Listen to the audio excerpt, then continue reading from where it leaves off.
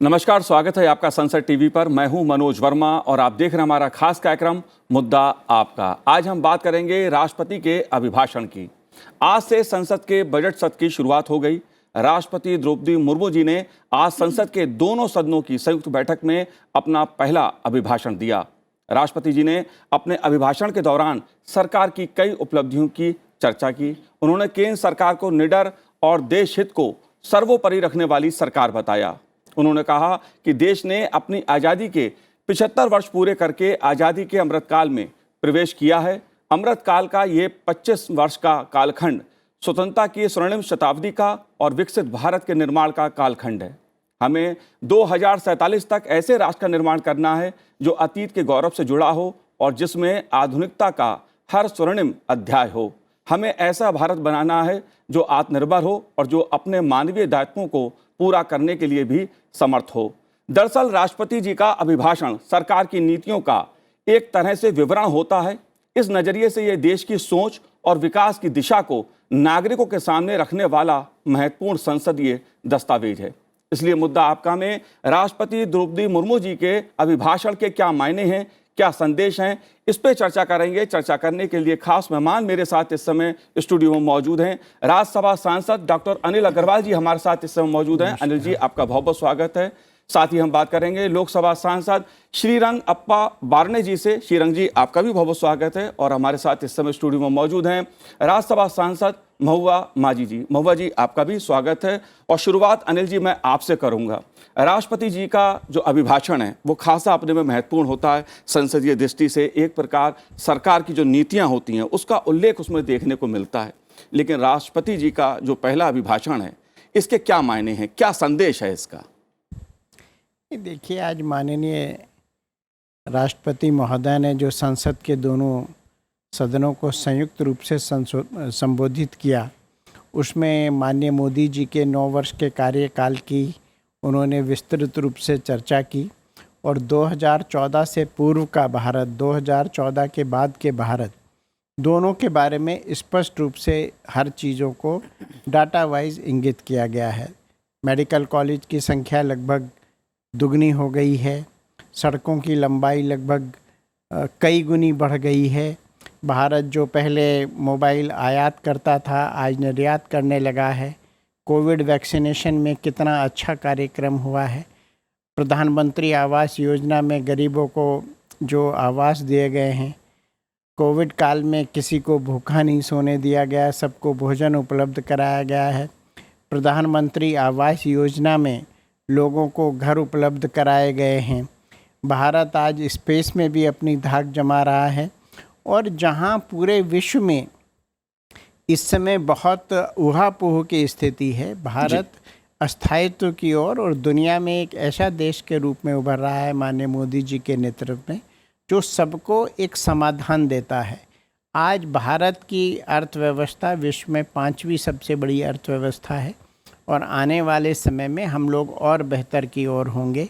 आज भारत के जितने पड़ोसी देश हैं वहाँ स्थिति आपके सामने है, लेकिन भारत में माननीय प्रधानमंत्री जी के प्रयासों से, उनकी पूरी टीम के प्रयासों से भारत में महंगाई पूरी तरह से कंट्रोल में है जी। और लोगों को रोज़गार भी स्टार्टअप के माध्यम से और बहुत सारे ऐसे माध्यम से जिसमें लोग युवाओं को रोज़गार दिया जा रहा है, उनको बैंक से लोन दिया जा रहा है। वो सारे कार्यक्रम ऐसे हैं। राष्ट्रपति जी के जो अभिभाषण में तमाम उन बातों का उल्लेख था, कैसे भारत विकास की दृष्टि से, आर्थिक दृष्टि से तेज गति से आगे बढ़ रहा है। टेक्नोलॉजी का जिक्र उसमें था। सामाजिक दृष्टि से कैसे कल्याणकारी योजनाएं जमीनी स्तर पर काम कर रही हैं, इसका उल्लेख भी राष्ट्रपति जी के अभिभाषण में देखने सुनने को मिला। आइए सुनते हैं राष्ट्रपति द्रौपदी मुर्मू जी ने अपने अभिभाषण में क्या कुछ खास कहा। अमृतकाल के ये 25 वर्ष का कालखंड स्वतंत्रता की स्वर्णिम शताब्दी का और विकसित भारत के निर्माण का कालखंड है।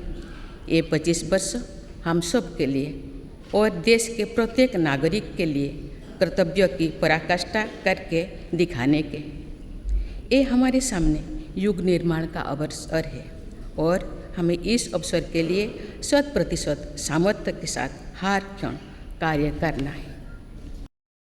मेरी सरकार के लगभग 9 वर्षों में भारत के लोगों ने अनेक सकारात्मक परिवर्तन पहली बार देखे हैं। सबसे बड़ा परिवर्तन ये हुआ है कि आज हर भारतीय का आत्मविश्वास शीर्ष पर है और दुनिया का भारत को देखने का नजरिया बदला है।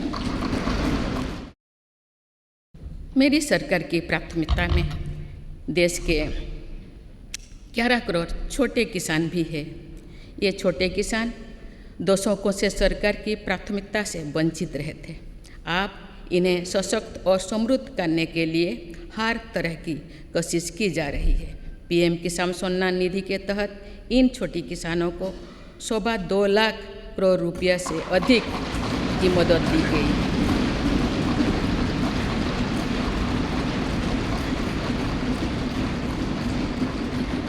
खास बात यह है कि इन लाभार्थियों में लगभग 3 करोड़ लाभार्थी महिलाएं हैं।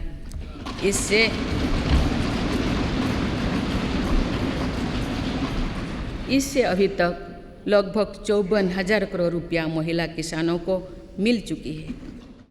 जी बिल्कुल, राष्ट्रपति जी ने अपने अभिभाषण के दौरान 2047 तक भारत का कैसा निर्माण हो, एक ऐसे राष्ट्र का निर्माण करना जो अतीत के गौरव से जुड़ा हो और जिसमें आधुनिकता का हर स्वर्णिम अध्याय भी हो। श्रीरंगा अप्पा जी, आप कैसे देखते हैं इस संदेश को, क्योंकि जो लक्ष्य है वो 2047 में भारत कैसा हो, इसकी तरफ काफ़ी इशारा किया, इस पर काफ़ी जोर रहा राष्ट्रपति जी के अभिभाषण में। आपका क्या कहना है? देखिए, महामहिम राष्ट्रपति जी का भाषण ये सरकार के कार्यकाल का भाषण है और महामहिम राष्ट्रपति जी ने पूरे सरकार के 9 वर्ष के कार्यकाल का पूरा लेखा जोखा सामने रखा है।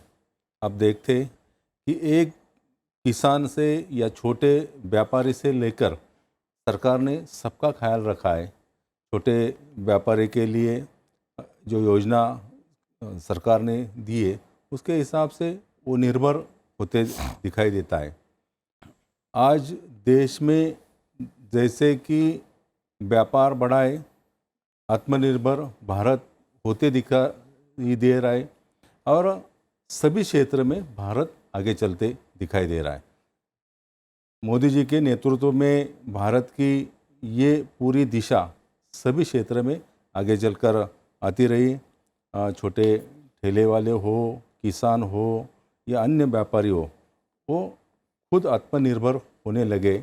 मुझे लगता है शहरों और गाँव में, छोटे छोटे गाँव में भी ये पूरी योजना जैसे कि रास्ते की हो या बिजली की हो या दीनदयाल ग्राम ज्योति योजना के तहत पूरे आदिवासी इलाके तक लाइट पहुंचाने का काम हो, ये सरकार की तरफ से अच्छे गए कई सालों से चल रहा है। अमृत काल में या अमृत वर्ष में ये सरकार पूरी तरह से दुनिया में एक निर्भर सक्षम सरकार दिखाई देती रही। जी महबूबा जी, आप कैसे देखती हैं, क्योंकि इस अभिभाषण में महिलाओं के सशक्तिकरण की बात है, गरीबी रेखा से लोगों को कैसे ऊपर उठाया जाए, कैसे कल्याणकारी योजनाएं गरीबों तक पहुंच रही हैं, इसका उल्लेख देखने को मिलता अभिभाषण में। आप कैसे देखती हैं? देखिए, सबसे पहले तो मैं ये कहना चाहूँगी कि देश की प्रथम आदिवासी महिला आज इतने बड़े पद पर हैं महामहिम राष्ट्रपति के रूप में, ये देखना ही अपने आप में बड़े ही सौभाग्य की बात है। हम उन्हें बधाई देते हैं, शुभकामना देते हैं। और चूँकि झारखंड से मैं आती हूँ और झारखंड की वो गवर्नर रह चुकी हैं, तो उनको बहुत करीब से देखने का हमें अवसर मिला है।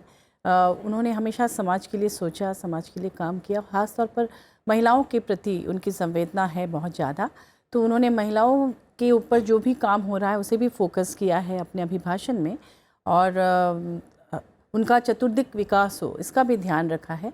मैं बस ये कहना चाहूँगी कि जो सरकार है वो क्या कर रही है ये तो उनके भाषण से हम स्पष्ट जान पा रहे हैं, एक लेखा जोखा हमारे सामने है। लेकिन वो काम धरातल पर एक्चुअल में हो रहा है कि नहीं, या फिर जो लोग इस काम को कर रहे हैं उनकी प्रॉपर मॉनिटरिंग होनी चाहिए कि जो लाभार्थी हैं वो संतुष्ट हैं या नहीं।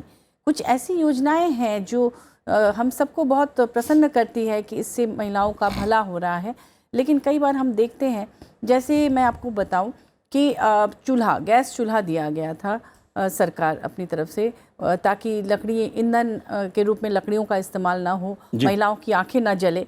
लेकिन क्या हुआ कि गैस की कीमतें बढ़ गई, तो वो चूल्हा धरा रह गया और सिलेंडर ऐसे ही पड़ा रह गया, उसका इस्तेमाल नहीं हो पाया। या महिलाओं के लिए इतने सारे स्कीम्स हैं, लेकिन अगर डायन प्रथा आज भी है, आज भी मानव तस्करी हो रही है आदिवासी इलाकों में, ग्रामीण इलाकों में, तो आखिर इसकी वजह क्या है? इन मुद्दों पर सरकार को ध्यान देने की आवश्यकता है, मुझे ऐसा लगता है। और बाकी उन्होंने अपने अभिभाषण में अलग अलग सेक्टर को टच किया है, किसानों का भी ख्याल रखा है, शिक्षा का भी उन्होंने शिक्षा की बात की, और उन्होंने स्वास्थ्य के क्षेत्र की भी बात की। तो शिक्षा में मुझे ऐसा लगता है कि हमें भी ये ध्यान रखना चाहिए हम सबको कि हम विश्व गुरु बनाना चाहते हैं अपने देश को, तो हमें ये देखना है कि आज हमारे यहाँ जो शिक्षण संस्थान हैं, जो महत्वपूर्ण संस्थान हैं, वो पूरी दुनिया के स्तर पर अगर हम उनका आकलन करें, तो क्या पहले शीर्ष 5 संस्थानों में हमारे यहाँ का कोई शिक्षण संस्थान आता है या नहीं? तो इसका इम्प्लीमेंटेशन जहाँ हो रहा है, उन्हें इन बातों को देखना है कि हम अपनी शिक्षा व्यवस्था को कहाँ ले जा रहे हैं और हमें क्या करना है ताकि हमारी महामहिम राष्ट्रपति जी के सपने भी पूरे हों। जी बिल्कुल अनिल जी, महुआ जी ने 2 महत्वपूर्ण बातें कहीं। एक तो देश की पहली आदिवासी महिला राष्ट्रपति हैं, और दूसरा जो कल्याणकारी योजनाएं हैं, चाहे उज्ज्वला योजना हो, क्या वो जमीन पे उतर रही हैं? महुआ जी ने इस मुद्दे को भी उठाया है। इन दोनों पहलुओं को आप कैसे देखते हैं? देखिए, मैं स्पष्ट करना चाहूँगा, लगभग 12 करोड़ गैस कनेक्शंस दिए गए हैं, और सरकार के जब संज्ञान में आया कि लोगों को दूसरा सिलेंडर खरीदने में दिक्कत हो रही है, तो प्रत्येक वर्ष कुछ मुफ्त सिलेंडर भी दिए जाने लगे हैं। सरकार महिलाओं के स्वास्थ्य के लिए, उनके विकास के लिए, उनकी भलाई के लिए पूरी तरह से सजग है। तो जब हमने ये अंतर्राष्ट्रीय दबाव में बहुत सारे पेट्रोलियम प्रोडक्ट्स की कीमत बढ़ी, लेकिन सरकार ने उसको ध्यान में रखते हुए फ्री जो गैस सिलेंडर है उसकी सप्लाई बढ़ाई है। दूसरी, जहाँ तक शिक्षा की बात है, माननीय राष्ट्रपति महोदय के अभिभाषण में ही स्पष्ट हुआ है, भारत में लगभग 2 गुना विश्वविद्यालय पिछले कुछ वर्षों में बढ़ गए हैं 2014 के बाद से।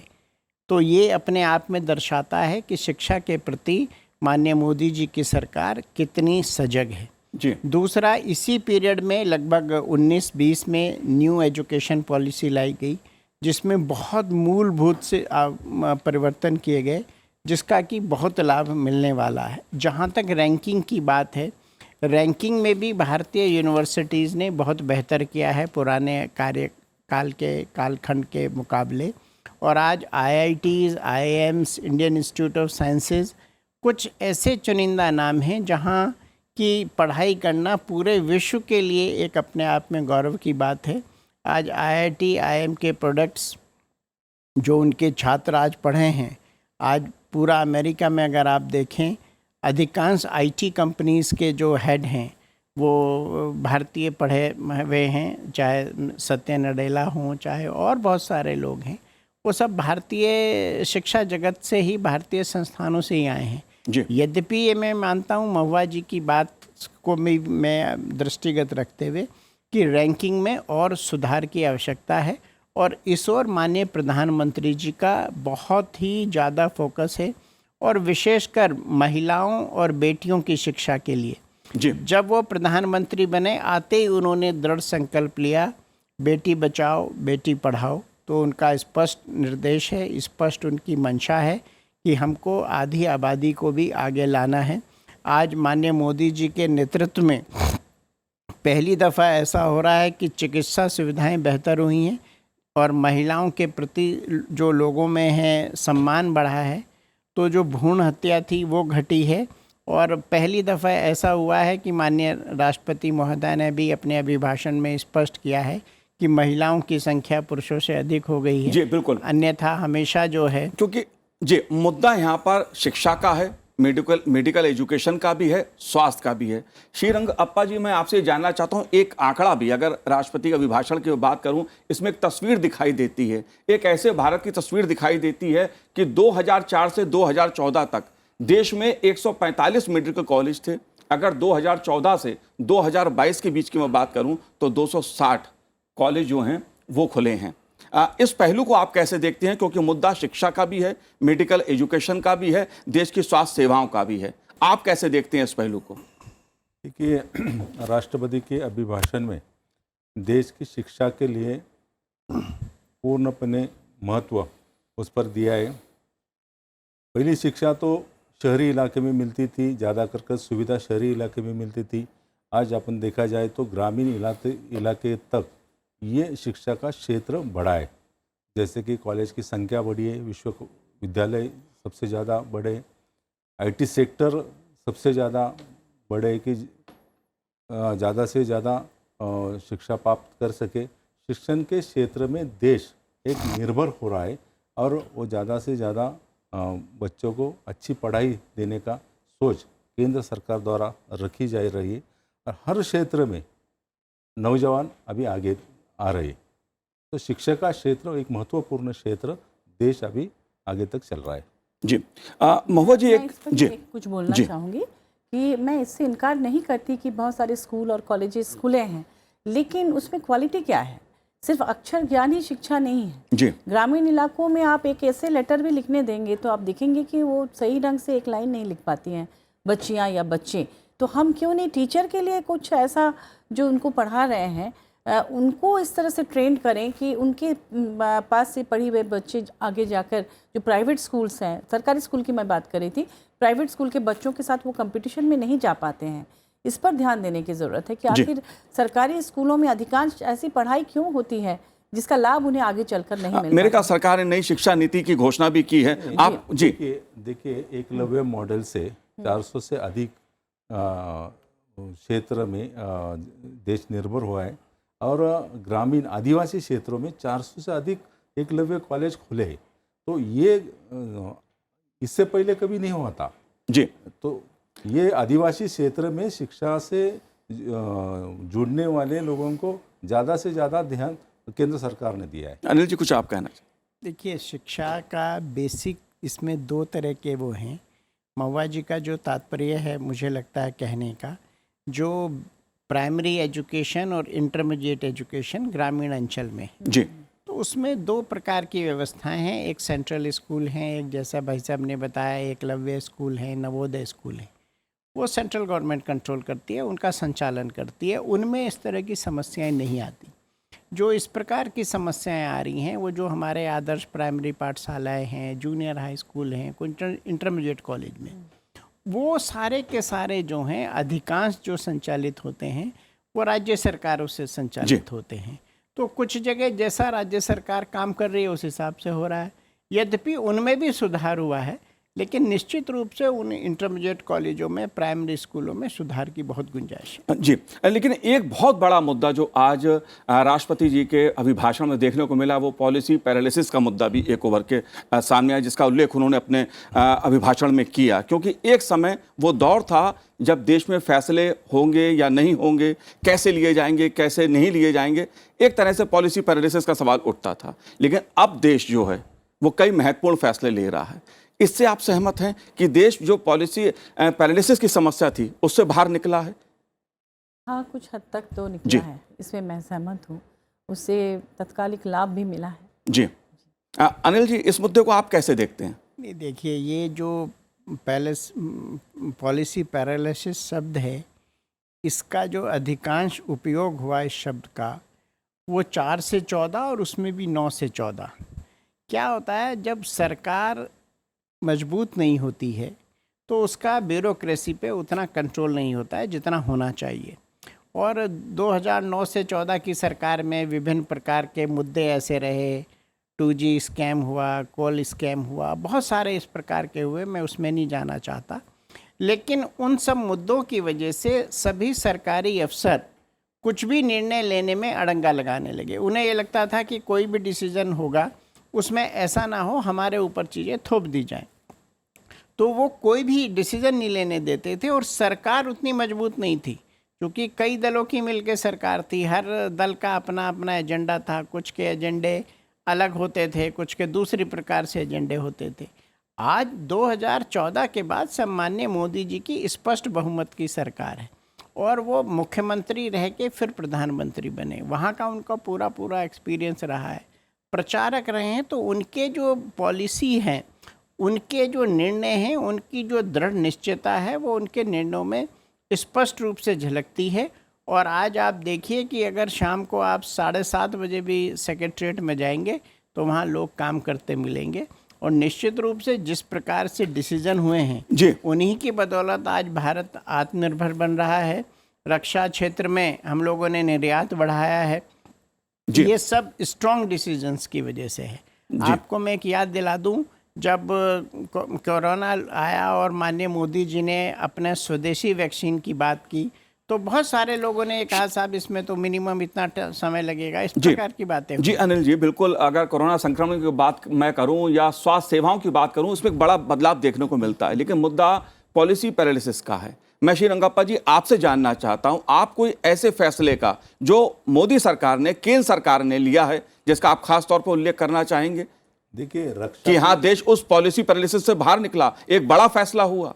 देखिए, देश रक्षा क्षेत्र में बहुत आगे बढ़ा है। जैसे कि INS विक्रांत खुद का बनाया हुआ एक अच्छा मॉडल दुनिया के सामने ये सरकार ने रखा है। एक आत्मनिर्भर भारत रक्षा के क्षेत्र में हुआ है। देश की जितनी DRDO कंपनियां हैं उसमें खुद का प्रोडक्ट रक्षा के क्षेत्र में आगे चलता है। देश आतंकवादियों को लड़ते हुए आज ने देखा है। इसके पहले 2014 के पहले 2014 की बात अगर किए जाए तो देश रक्षा के क्षेत्र में बहुत आगे गए हैं। कई सारे अपनी कंपनियां हैं, देश की कंपनियां, जो उसमें जो कर्मचारी थे उसको काम नहीं था एक टाइम। आज आत्मनिर्भर भारत के तहत कई सारे प्रोडक्ट रक्षा क्षेत्र में आगे चलकर आए। मुझे लगता है कि देश एक आत्मनिर्भर भारत, दुनिया में एक सक्षम देश दुनिया के सामने आया। जी, बात चाहे सर्जिकल स्ट्राइक की जाए या अनुच्छेद 370 की जाए, 3 तलाक की जाए, ऐसे फैसले हैं जो इस सरकार ने लिया है, जिसका उल्लेख राष्ट्रपति जी के अभिभाषण में भी देखने को मिला। एक बड़ा मुद्दा जो अगर कहा जाए, सड़क निर्माण की दृष्टि से कहा जाए या रेलवे की दृष्टि से कहा जाए, बहुत महत्वपूर्ण है, वो है वंदे भारत का। महुआ जी, अगर वंदे भारत ट्रेन की मैं बात करूं, देश में बड़े पैमाने पर वंदे भारत ट्रेन चल रही हैं और देश को जोड़ रही हैं, इसको आप कैसे देखती हैं? इस बदलाव को आप कैसे देखती हैं? खासतौर से अगर बात हम रेलवे की करें, सड़क निर्माण की करें, इस पहलू को आप कैसे देखती हैं? ये एक अच्छी पहल है। अंग्रेज़ों ने हमारे देश में रेलवे को स्थापित किया और उससे भी कई बहुत दुर्गम इलाकों के लोग आके शहर में आए, फिर बाद के दिनों में भी हुआ। और लेकिन अभी भी जो मैं देखती हूँ कि ट्रैफिकिंग की समस्या है, अगर वो ह्यूमन ट्रैफिकिंग की, चाहे वो बच्चों की हो चाहे लड़कियों की हो, वो ट्रैफिकिंग की समस्या के मूल में है इंटीरियर से लोगों का अपने आसपास के शहरों में जाने की सुविधा का ना होना। तो उन्हें कुछ ट्रैफिकर्स ले जाते हैं दूसरे राज्यों में और वहाँ रख के उनसे काम कराते हैं, उनका शोषण करते हैं। तो रेलवे होने से क्या होता है कि उनकी कनेक्टिविटी बढ़ती है, वो सही ढंग से कहीं जा गए, रोजगार करके फिर आए। उसमें से लोकल ट्रेन्स वगैरह भी उसमें काफ़ी बड़ी भूमिका निभाती है। तो मुझे लगता है एक अच्छी पहल है और दुर्गम इलाकों में और ख़ास तौर पर बॉर्डर इलाकों में जहाँ दूसरे देशों के साथ जो सिक्योरिटी का मामला है, उस इलाके तक अगर रेलवे पहुँच जाए तो उसमें देश को काफ़ी, क्योंकि सोल्जर को भी वहाँ जाने आने में सुविधा होती है, उनका प्रोटेक्शन होता है। बिल्कुल। अगर अनिल जी चलते चलते एक सवाल मेरा आपसे है, बहुत संक्षेप में उसका उत्तर दीजिएगा कि अगर बात की जाए टेक्नोलॉजी की बात की जाए, क्योंकि सरकार का जोर टेक्नोलॉजी पे खासा रहा है और सीधे जो धन है जो व्यक्ति के खाते तक पहुँच रहा है, चाहे हम बात जनधन योजना की करें, इस तरह कल्याणकारी योजनाओं का पैसा सीधे खाते में पहुँच रहा है, इस पहलू को आप कैसे देखते हैं? क्योंकि एक बड़ा मुद्दा ये पारदर्शिता के साथ, जवाबदेही के साथ जुड़ा हुआ है। देखिए, एक तो मैं बहुत शॉर्ट में जो महुआ जी ने कहा उसी को आगे बढ़ा रहा हूँ। रेलवे में जहाँ वंदे भारत के तहत स्पीड बढ़ाई गई है, वहीं कवच जो हिंदुस्तान की बनाई हुई टेक्नोलॉजी है उसका इम्प्लीमेंटेशन किया जा रहा है। कवच एक ऐसी टेक्नोलॉजी है जिसमें 2 ट्रेनें अगर आमने सामने भी आ जाएंगी तो वो एक्सीडेंट नहीं होगा। दूसरा, जहाँ तक टेक्नोलॉजी का सवाल है, आज जितनी भी योजनाएं हैं गरीब कल्याण की, किसान सम्मान की, उनमें डायरेक्ट ट्रांसफ़र हो रहा है किसान के खाते में, मजदूर भाई के खाते में सीधा पैसा जा रहा है। नहीं, एक ज़माना भारत का था जब भारत के एक बहुत ही यशस्वी प्रधानमंत्री, या मैं यशस्वी कहूँ या उनके बारे में कुछ भी कहूँ, भारतीय प्रधानमंत्री ने कहा था कि मैं 100 रुपये भेजता हूँ तो 15 रुपये पहुँचते हैं, 85 रुपये बीच में गायब हो जाते हैं। ये माननीय मोदी जी का एक बहुत बड़ी उपलब्धि है कि आज 100 रुपये जिस क्षण भेजे जाते हैं उसके अगले ही मिनट या अगले ही सेकंड उनके खाते में ट्रांसफ़र हो जाते हैं। ये टेक्नोलॉजी का मुझे लगता है सबसे बड़ा एक कमाल है। आज भारत की जो टेक्नोलॉजी है पूरी दुनिया में उसको मान्यता है। आप चाहे स्पेस टेक्नोलॉजी देखें, चाहे एयरपोर्ट्स पे देखें, हर जगह भारत का डंका बज रहा है। आज भारत में एयरपोर्ट्स की संख्या पहले के मुकाबले लगभग दुगनी सवा दोगुनी हो गई है और आने वाले समय में ये संख्या और बड़ी होगी। और इसमें भी विशेष रूप से उन जगहों पर एयरपोर्ट्स बढ़े हैं जहां कभी कोई सोचा नहीं करता। आज नॉर्थ ईस्ट में एयरपोर्ट की संख्या बढ़ी हैं। महुआ जी झारखंड से आती हैं, देवघर में एयरपोर्ट बना है जहां पहले कोई सोचता नहीं था। तो ये सारी चीज़ें माननीय मोदी जी के नेतृत्व में हुई हैं जी, जिनके लिए उनको जितनी बधाई दी जाए कम है। जी, एक बड़ा बदलाव तो देखने को मिलता है, खास तौर से अगर विकास की बात की जाए, अर्थव्यवस्था की बात की जाए, टेक्नोलॉजी की बात की जाए कि भारत तेजी के साथ पिछले कुछ वर्षों में बदला है। और राष्ट्रपति जी का जो अभिभाषण था उसमें इन सारी बातों का उल्लेख देखने को मिला। सामाजिक दृष्टि से उसके खास मायने हैं। आप तीनों ने इस कार्यक्रम में भाग लिया, बहुत बहुत शुक्रिया, बहुत बहुत धन्यवाद हमसे बात करने के लिए। तो आज इस कार्यक्रम में इतना ही, मुझे दीजिए आज्ञा, नमस्कार।